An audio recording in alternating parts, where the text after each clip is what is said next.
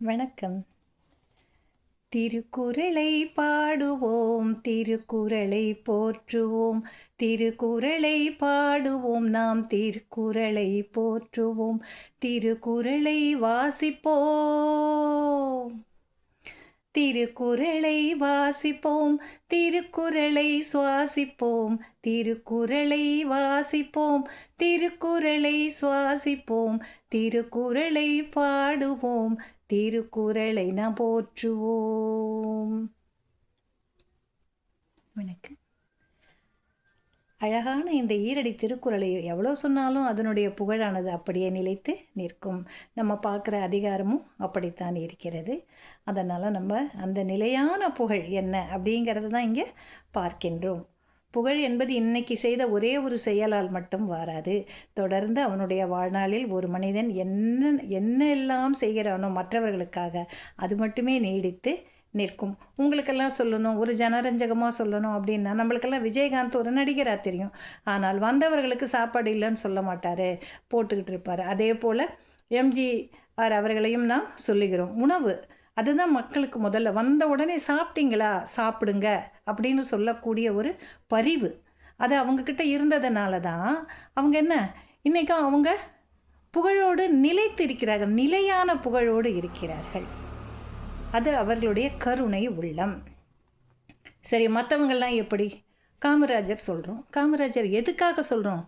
பள்ளி கல்வி அவசியம்னு சொன்னதோடு இல்லாமல் உணவு இல்லாததனால்தான் அந்த குழந்தைகள் பள்ளிக்கு செல்லவில்லை என்பதை அறிந்து மதிய உணவு திட்டத்தை உருவாக்கியவர்.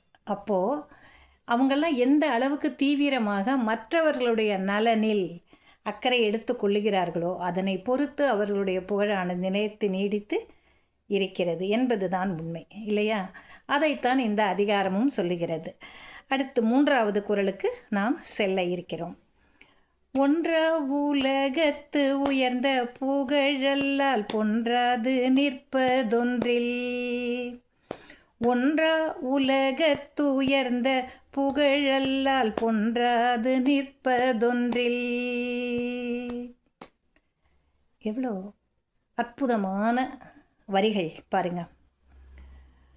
ஒருவனுக்கு ஒருத்தன் இருந்தாங்கிறதுக்கு அடையாளமே அவனை பற்றி மற்றவர்கள் பேசுவது, புகழ்ந்து பேசுவது. 2 விதமாகவும் பேசலாம்ல, ஆனால் புகழ்ந்து பேசுவது அப்படிங்கிறது எல்லாருக்கும் அவ்வளோ சீக்கிரம் கிடைக்கவே கிடைக்காது. ஒருவனுக்கு இந்த உலகம் நிலை இல்லாதது, மாறிக்கொண்டே தான் வருகிறது. இப்போ திருவள்ளுவர் காலத்தை எடுத்தாலே நீங்கள் பாருங்கள், இப்போ எவ்வளவோ மாற்றங்கள் வந்து விட்டது. ஆனாலும் அவரை நம்ம பேசுகிறோம் இல்லையா?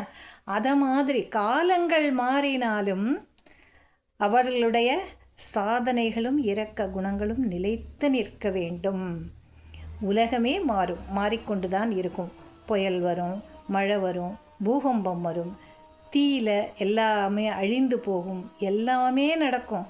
உலகம் என்ன பண்ணுது? அதே மாதிரியாக இருக்குது? இல்லை, மாறிக்கொண்டே வருகிறது. உலகம் மாறிக்கொண்டு தான் இருக்கும், ஆனால் புகழ் நிலைத்து நிற்கும். அதுதான் இங்கே சொல்கிறாங்க. ஒருவருக்கு இந்த நிலையில்லாத உலகத்தில் நிலைத்து நிற்பது எது என்றால் அவனது புகழ் ஒன்று மட்டுமே. அதை தவிர வேற ஒன்றும் கிடையாது. அதைத்தான் இந்த குறளானது சொல்லுது. ஒன்றா உலகத்து உயர்ந்த புகழ் அல்லால் பொன்றாது நிற்பது ஒன்றில், பொன்றாதுன்னா குறைவில்லாமல்.